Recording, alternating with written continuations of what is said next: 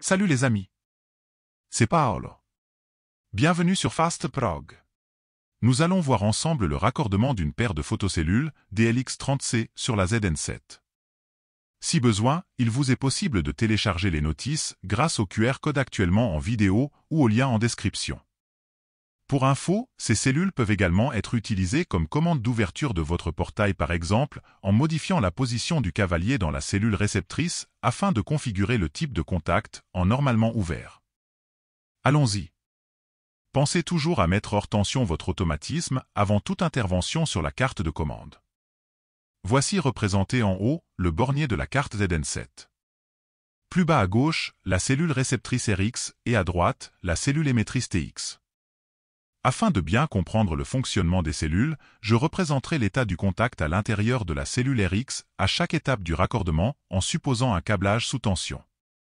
Vous n'êtes bien évidemment pas obligé d'effectuer votre câblage dans l'ordre présenté maintenant. Actuellement le contact est ouvert. La borne 10 de la ZN7 doit être raccordée aux bornes 10 de chaque photocellule. La borne 11 de la ZN7 doit être raccordée aux bornes 11 de chaque photocellule. À cet instant, si les photocellules sont bien alignées, le contact de la photocellule RX se ferme. Ensuite, le 2 de la ZN7 sera raccordé à une des bornes out de la RX. Puis, l'autre borne out de la RX sera raccordée à la borne CX. Et voilà, le câblage est terminé. Dans notre exemple, nous sommes sur CX. Mais si d'autres dispositifs de sécurité étaient déjà branchés sur CX, alors, vous pourriez brancher ce nouveau jeu de photocellules sur CY, ou encore, effectuer un branchement en série avec celles déjà branchées sur CX. Voici en haut à droite un lien pour le câblage en série des photocellules si besoin.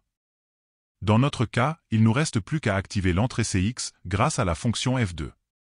Si vous vouliez activer l'entrée CY, ce serait F3.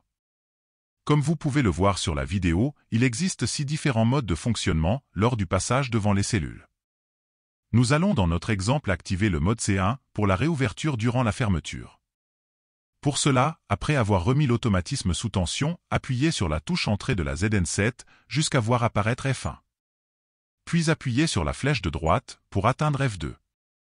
Appuyez sur Entrée, l'écran affiche Off. Appuyez sur la flèche de droite, l'écran affiche C1. Afin de valider le choix, appuyez sur Entrée, l'écran revient sur F2. Enfin, appuyez sur ESC, l'écran s'éteint. Si au contraire, la carte affiche un défaut de sécurité C1, pas de panique. Assurez-vous que rien ni personne ne se trouve entre les photocellules. Voici en vidéo la signification des voyants LED des DXR, dont celle vous permettant de vérifier l'alignement. Contrôlez la présence de tension entre les bornes 10 et 11, elle doit être d'environ 24 volts alternatifs, si ce n'est pas le cas, contrôlez les fusibles. Vérifiez à nouveau le bon câblage. Et en dernier recours, si après tous ces contrôles, le défaut C1 persiste, alors le test ultime consistera à débrancher les photocellules, les décrocher des piliers, de les apporter à proximité de la ZN7, de les espacer de 1 mètre l'une de l'autre, et de les raccorder avec des fils apparents uniquement. Cette technique vous permettra de déterminer si vos photocellules sont défaillantes ou pas. Avec tout ça, ça devrait le faire. Si cette vidéo vous a permis d'être plus rapide et efficace, continuons à travailler ensemble. N'oubliez pas le pouce ou le petit commentaire et n'hésitez pas à vous abonner afin de découvrir le monde facile de FastProg. Pour la programmation de vos télécommandes, d'autres dispositifs de sécurité ou l'accès direct à la chaîne, cliquez sur le lien qui vous intéresse.